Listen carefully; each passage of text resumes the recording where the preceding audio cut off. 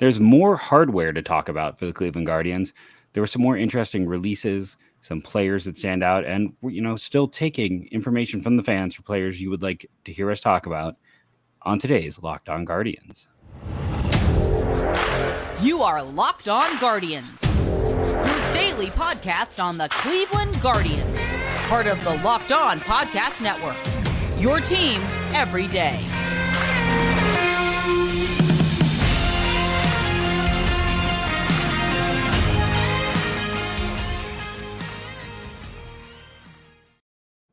Hello, everyone, and welcome to Locked On Guardians. I want to thank you for making Locked On Guardians your first listen today and every day, wherever it is that you get your podcasts. I am Jeff Ellis, one of the co-hosts of Locked On Guardians. I was once voted most likely to play in a World Series when I was in the 5th grade. I don't think that's going to happen, unfortunately. Justin, what are your baseball relations? My baseball relations? Oh boy, I played. Whatever. I mean, I'm just trying to shake it up. I'm gonna do a different thing every day. This is where I'm interrupting you again. I'm gonna put myself in like a 5-minute timeout and then come back. All right, we got to get a chart going for that too. I think I broke the record for most walks in a season on my JV team in baseball in high school. I think that was it. It was either tied the record or broke the record, I think. Most walks. I was Carlos Santana, except I couldn't hit and I couldn't run. I needed a designated runner every time I made it to first base. I turned doubles into singles. And then I wrote words because I realized that writing words about baseball was more part of my future than running around a diamond. I think the only thing I ever led my team in was hit by pitches, which is, again, not a good thing to lead your team in. But, hey, I crowded. I'm not going to lie. Speaking of things that are crowded, this Cleveland roster is crowded with talent, thanks to Chris Antonetti, who took home the GM of the Year award. People were really analyzing that video. I mean, I was talking to you before the show. You were analyzing it, but there were people who were taking this and treating it like the Zapruder film. First, what are your thoughts on him winning this award? And second, do you think there's anything that can be taken? It felt like GM speak to me to some degree. I think the only thing you take away is that I think maybe Terry Francona has a better chance at winning Manager of the Year if Chris Antonetti won Executive of the Year. Although sometimes those are split, but maybe that's the only thing I took away from it. Yeah, a lot of people on that video wanted to get some tea leaves out of it, like, oh, this is what he's talking about. There is no code speak there. It is all word salad. This is what they do. If you ever listen to any of these executives do radio interviews on local radio, they say a lot of words and they mean absolutely nothing. They give nothing away. There is no context clues. It's just all very basic words. So if you're trying to read any kind of tea leaf from this video that he had from the GM meetings, you are just it's basically a Ouija board is what I'm saying. You might as well just put your attention into a Ouija board because that's all you're going to get. No one's letting anything slip. This is not the old days of baseball, but it well-deserved honor in general. And I mean, what a well-built team. I'm kind of surprised. Obviously, okay, so the Executive of the Year is voted on by other GMs. The GMs and other front office members vote on this award. So obviously that means he has a lot of respect around the league. No surprise. Kind of interesting because that award generally goes to somebody who made a great midseason trade or maybe signed some good players in the offseason or made some good offseason trades. Brian Shaw and Danny Jansen, Luke Maile were the only free agent additions last winter, and there were no trades. So I don't know. Was it getting Jose Ramirez to love Cleveland? Does that make him Executive of the Year? Somehow he is part of the executive team that made Jose Ramirez fall in love with Cleveland. So therefore that's the biggest coup of all time. And that's why he won. It wasn't a major league deal like the other two, but there was also adding NEL. So there were 3 moves. Literally 3 moves. That was it. There were not a lot of even camp invites that I can think about right now. I'm sure there's some that I'm just completely blanking on. But I think it's just a cumulative. This team succeeded because of what they drafted and developed. This was an internally built team, and I think that is what the final award was. And it's the pieces that they traded for to, I almost said accumulate, to accentuate their internal core, adding guys like Class A. And then also maybe they viewed like the positive. Hey, you know, they locked up Class A. And I know people out there don't love Miles Straw, but he's going to make what, like 5, 6, 7 million while being the best defensive center fielder in baseball. Like that still has value. So, and Jose, you know, which is a pretty big deal. But there's been like, what's the big misstep? Is it trading Yandy Diaz? Is it, is it giving Jake Bauers too many opportunities? Under Mark Shapiro, and this is not the Barry Shapiro, we had many infamous like Guthries and Phillips and guys where it's like they kind of quit on them too soon, or I would even argue in both those cases it wasn't too soon. They hadn't shown like anything and they needed a change of scenery. But I think one of the best things about Antonetti is by and large, there are very few slip ups. I know there are people right now screaming about the Tobias Myers deal, but time will tell if that's going to come back and actually hurt. And I know there's some people who are really excited about Yainer Diaz, but I don't think he's anything other than a platoon first baseman long term. So I think maybe the most impressive thing is that there has been no like, oh crap moment. There's been none of that where you sit back and go, wow, that was a drop the ball move. Yeah, the Junior Caminero Tobias Myers thing is really, I mean, I guess you can say, who did they end up moving to get Christian Arroyo and Hunter Wood? What was that? Ruben Cardenas? Yeah. Was that Cardenas. the only move? Was there somebody else in that deal? I can't remember now. But, and then, I remember like Nathan Lukes for Brandon Geyer, right? Yeah, Nathan Lucas is still around, but he's not. Yeah. Okay, so maybe it was Ruben Cardenas just for. I keep wanting to say Carlos Arroyo, but it's Christian Arroyo because Carlos Arroyo was the Cavs point guard at one time. Christian Arroyo and Hunter Wood from Puerto Rico.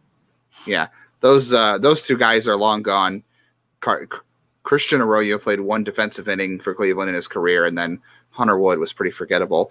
But to be fair, Ruben Cardenas has not broken out the way I thought he would. I still think I have some faith there that he'll do something, but he won't end up being as good as I thought. But so the full deal there, not to interrupt, was Christian Arroyo traded with Christian Arroyo for Ruben Cardenas and international bonus slot money. Hunter Wood was, him and Maton were spin dudes. That's all it came down to. They were spin rate guys that were hoping to find back when this bullpen was a disaster show. And one could argue that honestly, like Christian Arroyo is someone that's like a top 5 miss for this franchise. Just because he's been useful. He's not necessarily been great, but he's been about an average bat. He wouldn't have played here because I think he's playing second base mostly. I guess he plays all over. He's played some outfield last year. He played all over, but maybe there's a bigger, like, what do you think? Am I being outlandish, or is Christian Arroyo in the last 5 years actually one of the top 5 ones who got away, which again speaks to how good a job he's done? Well, let's see. Yandy Diaz, I would probably put Jesus Aguilar over that. I have a hard time guessing who else. What else was a miss? Aguilar, Diaz. Who else was a miss? That's the problem. Like, right? Like, yeah. I struggle to think about who would be. It just has not felt. If Hiram's listening, he's screaming "You Chen Chang," but. I mean, you could argue that Jake Bauers was a miss in terms of what he coming in. I mean, it was we're talking about guys that left without a chance, but you can argue Jake Bauers was a miss, period. And Brian Shaw this year was a miss at the cost, things like that. But like I said, those are the deal. You can deal with the 1 year of Shaw. Yeah, that's the wonderful thing, right? Like that is why he deserves an award like this, is because that no one else has that level of constant consistency. No one. Yeah, this kind of feels like an overall encompassing award. Just obviously a lot of respect for a team that had 17 rookies and was the youngest team in baseball. I think I saw today the youngest team in baseball ever to make the playoffs, younger than the 68 Mets. Or was it the 86 Mets or the 68 Mets? I always transpose those two. I think it's 86. Yeah, was it 86 because they also had the advantage of like 19-year-old Doc Gooden or something like that? Yeah, it was 86. I don't know why I got that messed up. Yeah, so they're the youngest team ever to make the playoffs. Yeah, I think it's just maybe more about the respect for the organization and Antonetti and the stability and, like you said, just continue to run a good ship. Obviously, they didn't make the playoff. If he didn't make the playoffs, he wouldn't have won the award. But it's probably more about respect, really, and the consistency versus any flashy moves, because obviously there were no flashy moves. So I don't know. Maybe that bodes well for Terry Francona. It's not that it matters. Like we said the other day, the Manager of the Year award is like one of the most, great for whoever wins it, but it's one of the most hard to pay attention to awards, and awards who just don't matter.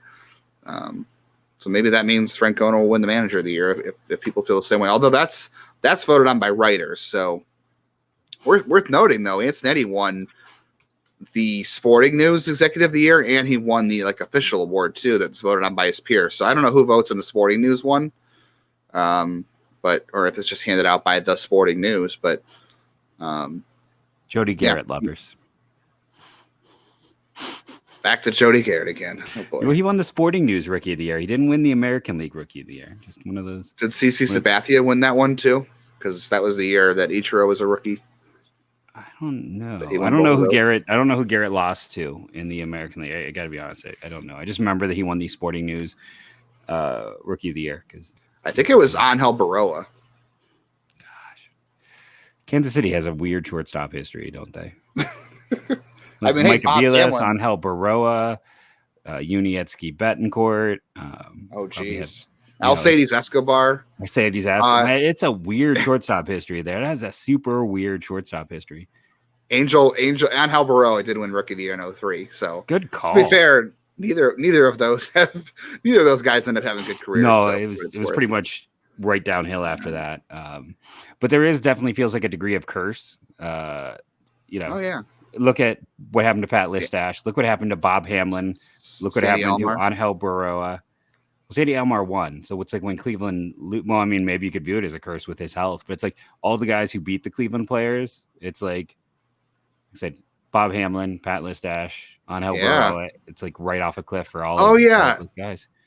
Did Bob Hamlin beat Manny Ramirez? Is that what it was? Oh my God. In fairness, he did have the better year. Like if you go and you look at those numbers, he had a phenomenal year that year. But I mean, he wild. No, this is the stuff that lives in my head rent free. It's there. But I think to sum it up, there's a sense of safety and security when you have Chris Antonetti running your team. And if you want if you want to have that type of safety and security, there's one place to go. And today's show is brought to you by Simply Safe. You should have seen that coming from a mile away. But our good friends over at Simply Safe have the #1 security system by U.S. News & World Report. As I've mentioned before, I go to U.S. News & World Report for every major purchase I buy. I put that much stock in that company. On top of that, Simply Safe has been the leader. Like any podcast you listen to, if it is a podcast of note, like this podcast, then Simply Safe is on their advertising. And how do you have the ability to advertise on, for everything from WTF to Locked On Guardians? Because you have a good product. Like if you're doing it for years and years, you have a strong product. Did you know that over the holidays, property crimes like burglaries and package theft spike nationally? That's just a nice, happy feeling in your heart.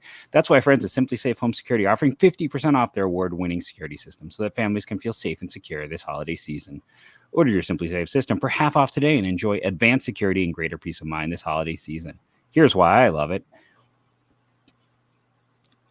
And I kind of already told you why I love it. It was named the best home security system by U.S. News & World Report in 2022. By the way, that is the 3rd year in a row. Don't miss your chance to save big on the security system I recommend. Get 50% off the new Simply Safe system at simplysafe.com/today/LockedOnMLB today. There's no bigger discount. This is their biggest discount of the year, so don't wait. That's Simply Safe, simplysafe.com/LockedOnMLB. There's no safe like Simply Safe. And simply, let's talk about some players who were let go or decided to go on their own. Do you want to start with Pollock just because it affects Guardians' rival?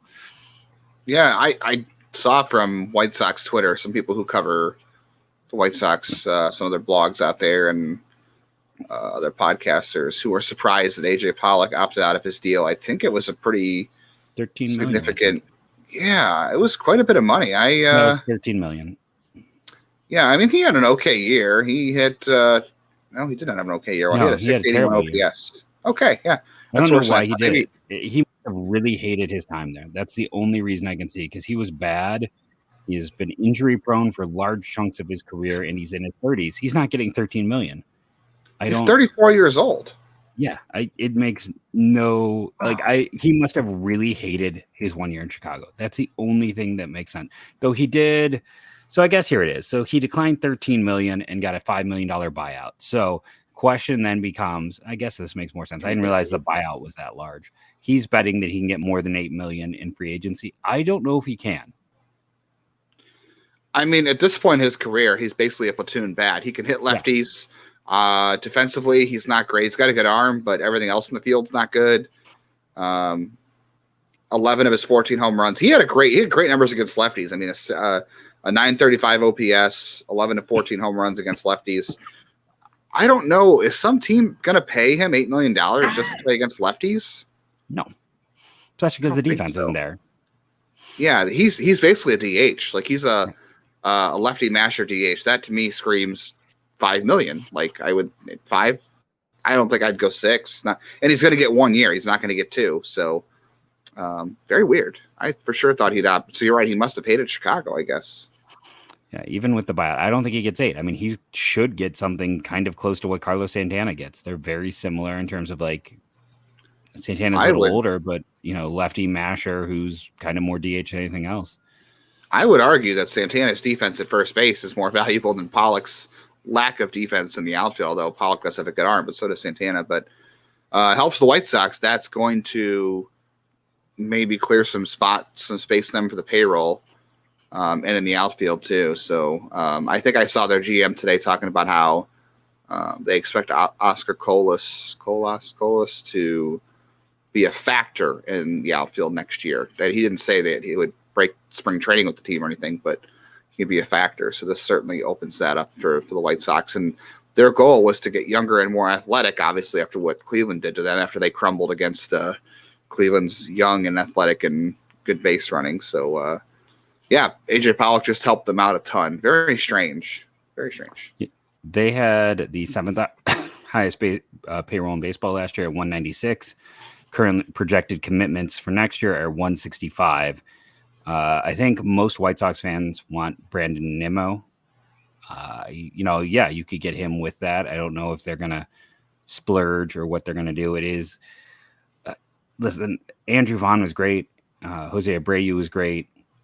Playing him in the outfield for Vaughn was not great for their team as a whole. They need to let him play first base, but they're going to be weaker potentially offensively. And, they also let Josh Harrison go, which I got. But, I mean, he was effective. Like, he was not a bad signing in the end for them. He filled in as needed. Isn't Grandal a free agent as well? So, I mean, they've got a lot of spots to fill on that team. You look at that lineup, I mean, I know this is Locked On Guardians, not Locked On White Sox, but that is a team with more offensive question marks than answers, and that's in their minors has been tapped. I mean, they have Yoelkis Cespedes and they have Oscar Colas coming. So I mean, those are 2 spots they relatively could have gains at, and at some point they'll hope that Eloy Jimenez and Luis Robert can play full seasons. Who knows if they can, but that's probably what they're banking on. And I don't know if that's a good thing to make on. Yeah, but we'll see. Maybe that gives them. They don't have much else to trade from. Those are their big chips, right? So, Colson Montgomery, Brian Ramos are probably like the big name guys, prospect wise. Jose Rodriguez, I know had a good year, raised some eyes. But yeah, I mean, they basically need a new outfield. And it's going to be interesting, like, because it's one of those things that's like Gavin Sheets, if he is back, is an outfielder. Then they're doing the same thing they've done before. So it's like if they're going to run Sheets and Bond, that has to be your first base DH. That means they need. Then you got Eloy Jimenez in left field, who's essentially a DH, and like you said, Luis Robert, and then they still need somebody who can handle right. And the infield's kind of a mess. They don't have anyone at set. Like I said, this is not a team that is necessarily set up to be, the things aren't quite as cut and dry as we thought it was a year ago. They're going to sign Jack Peterson. I would You think so? that's safe. Yeah. And I just saw a comparison to that. Jack Peterson got $6 million coming off a very similar year to AJ Pollock, and he only got $6 million from the Giants. So, Jack's younger though. Yeah, no, I think they'll sign Jack, and he'll get a nice deal from the White Sox. But the other one that stood out to me too was he didn't get let go. Is there anybody else that got let go that stood out to you? Because the other two are guys that I haven't been let go or will not be let go. They're ones that stood out to me today. I was just Cole Calhoun was a little bit interesting. The Rangers declining his option. It was only $5.5 million, and he wasn't. Oh no, he was awful last year. It was 2 years ago that he was good. It was with Arizona, so I guess it was more. Now I don't have to worry about getting Cole Calhoun questions for one off season. He was like the first of those signings last year for Texas, which didn't see a whole lot work out for them. And then I know Jimmy Nelson wasn't very good, but he was at least a few years ago. He had been, a solid performer out of the bullpen. It felt like 2017 with Milwaukee, he got Cy Young votes as a starter in 2017. It's been health issues constantly since then, so I get why the Dodgers decided to give up and move on. But that being said, in 29 innings pitched this year, he had a 1.86 ERA, a 13.7 strikeout per nine, a 4.0 walk per nine, and his FIP was 189. So he had a 189 ERA and 189 FIP, and the Dodgers did not pick up his option. So that one was a little bit surprising, and it was only a $1.1 million option. So it was not even that expensive for a guy who in 30 innings, I feel like a lot of teams would have taken that for $1 million. I agree with that. Cleveland probably would too. If he's a guy at the back end of the back, I shouldn't say back end 7, 8, 9, but back end of your bullpen, like the eighth man out of your bullpen, I would take that. I guess that means he'll probably won't get $1 million on the market. I don't know. That's interesting. Sorry, my old co-host has definitely been trying to get on Mike all day today, so I'm just I see that. Hang out. Your old co-host doesn't interrupt you. Actually, yeah, they do. The other two ones that stood out to me today too is that this is other news. So Colton Wong had his option picked up by the Brewers, $10 million. You and I were talking before we started recording that I keep paying attention to what the Brewers are doing this offseason, but I got it wrong. I thought their payroll. I saw a tweet from the Brewers beat writer for the Milwaukee Journal-Sentinel saying that the Brewers payroll right now with arbitration without any additions would be like $120 million. I thought that's got to be high for the Brewers. Well, it turns out their payroll this year, you said, was $137. So maybe the Brewers are just going to run it back and not add anything of value. They, like you said, they got to get a backup catcher, but I thought maybe the Cleveland could benefit by the Brewers maybe shuffling the deck, but I kind of wonder if they're going to run it back now that I know what their payroll was. And then the other one was Danny Jansen. Not specifically Danny Jansen, but there was some news that the Blue Jays would try to trade one of their catchers or to shore up other areas. And while we're talking about this, can I do my PSA real quick? Oh, shoot. Yeah, go for it. Yeah, can I throw it? Okay.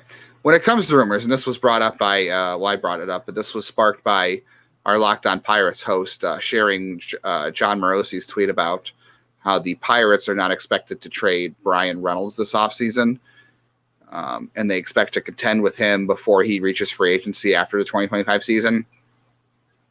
That's silly in itself, but always remember with these rumors, this is like, the same thing as trying to figure out what Chris Antonetti is or isn't saying in his video with his hidden messages. But when it comes to rumors, I always operate with who does this rumor benefit? Okay, when these kind of news items like, the Pirates aren't going to trade Brian Reynolds. Oh, the Blue Jays are expected to trade from their catchers, catching depth. Who do those rumors being out benefit? You always got to ask yourself who benefits from this being talked about or being the rumor. It's always creating leverage. It's either rival executives saying that to try to make something happen or put some news out there, or it's the internal GM, leaking it to a reporter and trying to create some demand or something.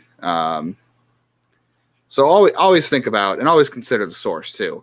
I will say, among reporters in Cleveland, I shouldn't say Cleveland, in general, I only have notifications on Twitter. I hope Twitter lasts a lot longer, but I only have notifications set up for Jeff Passan and Zach Meisel.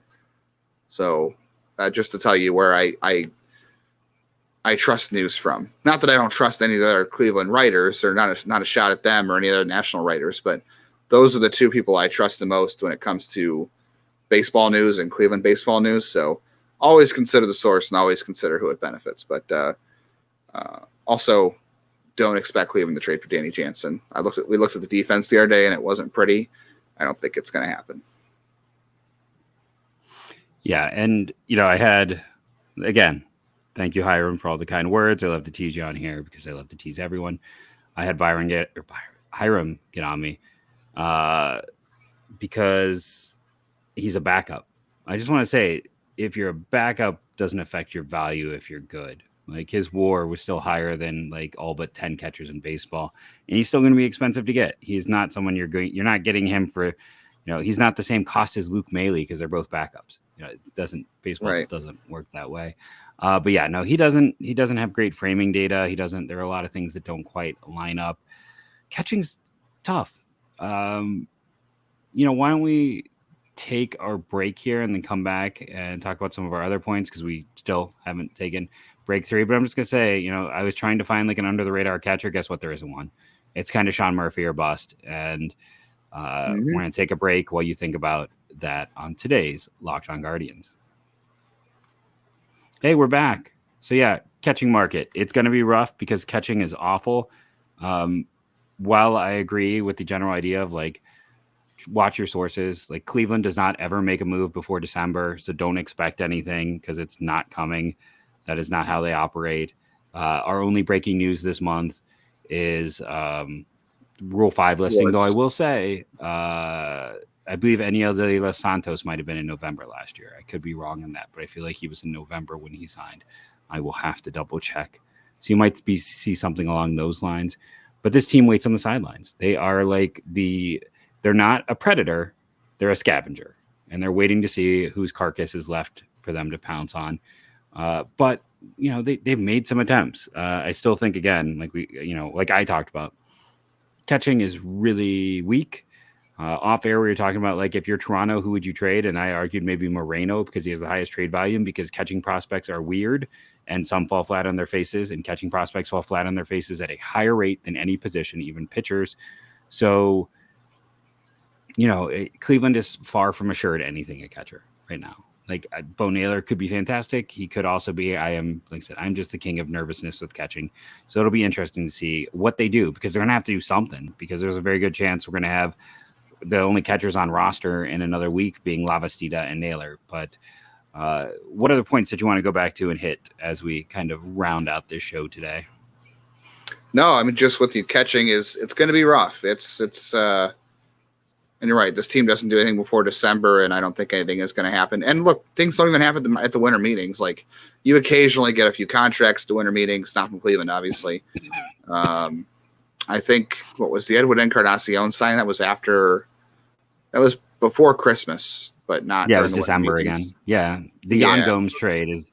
I didn't keep it up. There was a gentleman who, I feel bad, he actually wrote them all on a list, and I saw that someone retweeted, Quincy, I think, retweeted it, and it was, he pointed out that it was they've done one thing.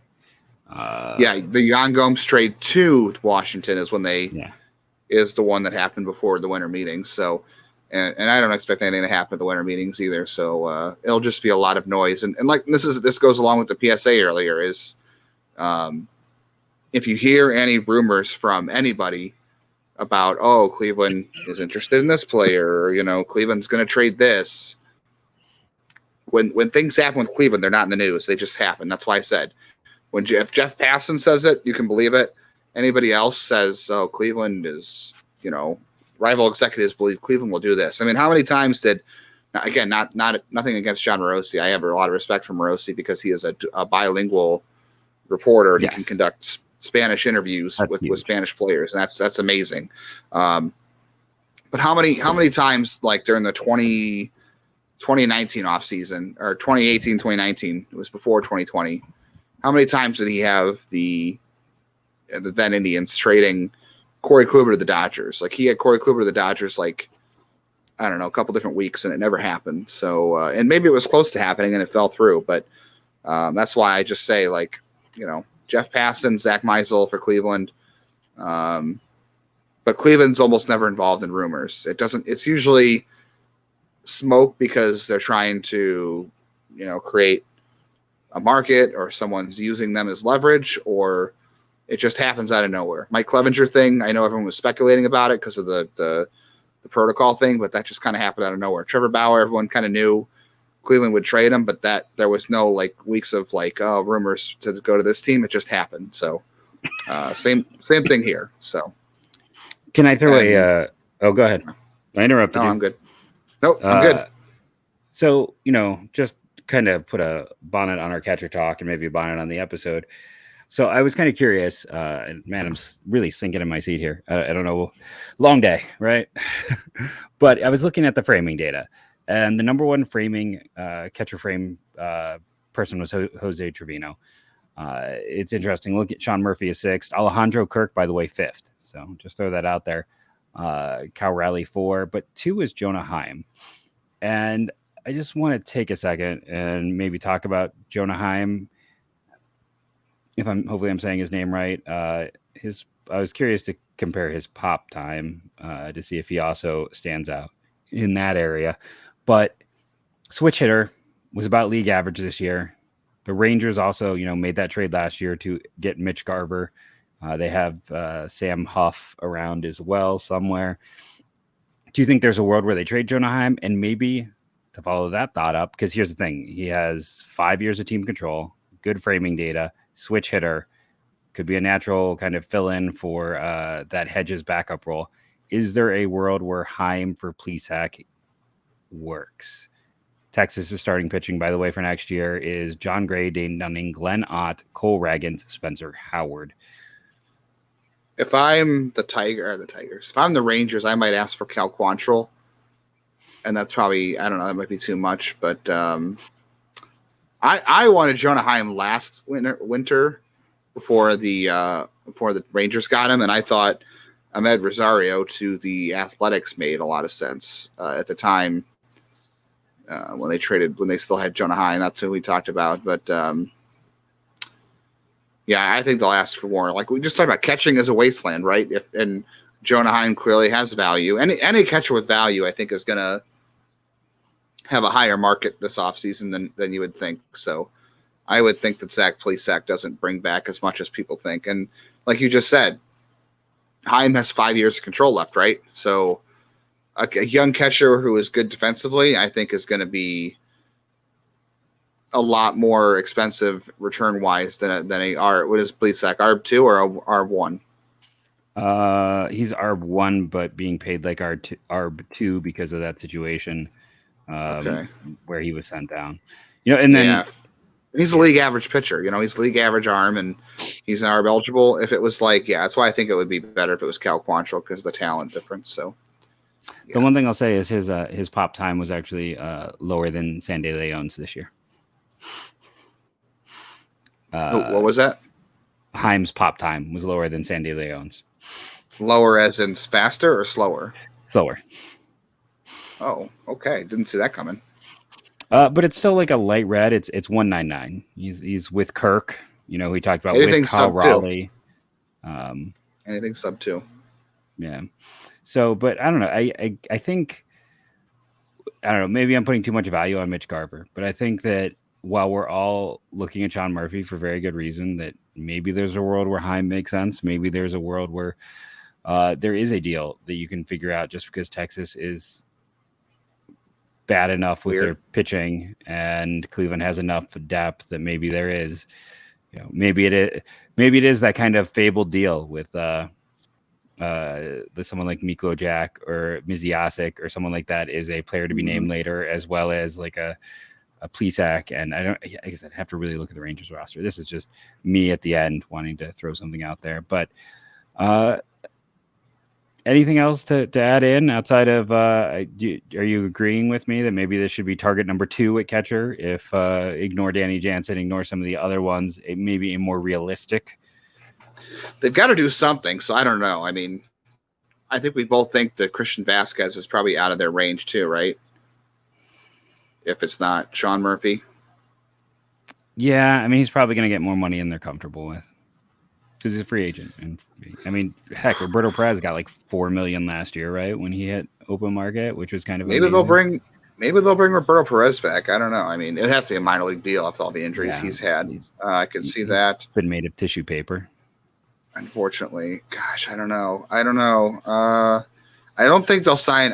Omar Narvaez is interesting, but I don't think Cleveland will sign him just because he's left-handed, and you want to have Naylor with another left-handed catcher. Maybe it doesn't matter. I know some people have said Mike Zunino, but I don't.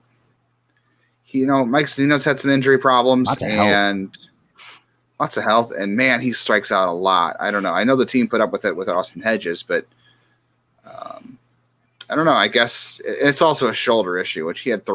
That's the first I've seen from a position player. Mike Zunino had thoracic syndrome surgery. Is that the same as thoracic outlet? I think it's similar, and I think there's someone else who I can't think of right now who is a position player had it, and I'm blanking. I feel like it was an outfielder. Yeah, Tucker Barnhart would be interesting. I don't know. I like we talked about. I think it's really. I think it's Murphy or bust. I don't know. So Tucker Barnhart was so bad offensively this year again, but. And that's the thing. It's so bad. The catching position is so awful. Like, if there's one takeaway, it should be that the catching position is an utter, complete, total wasteland. And to go back to a point we made weeks ago, I know we're going long, but sometimes people like this. If you get Sean Murphy and Bo Naylor turns into a star, guess what? Great problem. Sean Murphy still has huge trade value because this whole position is a wasteland. It has been a wasteland. It will remain a wasteland. And if you turn 5 prospects, if you turn 4 prospects into Sean Murphy in 2 years, you're still going to get 4 really good prospects. And you've also cleared up some of your 40-man issue for the time being. So it's even kind of helps you in a secondary bonus way of filtering things for a little bit, though you'll probably still have the same issues in 4 years. But yeah, no matter what happens, good catching is always valuable. Right. And if you're committed to winning with Shane Bieber, I don't know what they'll do. Like, it kind of seems like the Cleveland thing to do to play one more year with him and then trade him next offseason. Maybe they will. But even so, 1 or 2 years of Sean Murphy with Shane Bieber and then, Jose and Quan and what else maybe you can do. It just makes too much sense. And there's no guarantee Bo Naylor is ready this year. And even so, you could still find enough of them bats for them to go around for both of them. So, there's nobody else, and this is a major upgrade for them. I think people just really underrate how good Sean Murphy can be for this team. So, it's Sean Murphy or bust. Yeah, it's it's kind of it's just how it shapes up. It's going to be interesting with that position in general across the board, and we'll see what other team. I mean, look at the Yankees. They may decide, they got Volpe. Everyone thinks they're going to go crazy on a shortstop. What happens if instead they decide to go crazy on a catcher? They have needed a reliable catcher forever. I think this Murphy sweepstakes could get interesting, is what I'm going to say. But let's keep it under 40. I've been Jeff Ellis, and I'll speak for Justin here. Thank you for listening. Remember, rate and review, download daily. It helps. Subscribe on the YouTubies. We are getting close to 1K, which is extremely helpful for us. We greatly appreciate anyone who has not subscribed signing up. Hey, make some burner accounts and sign up. Whatever works. We will take all subscribers. And the way we end every show, go Guardians, go.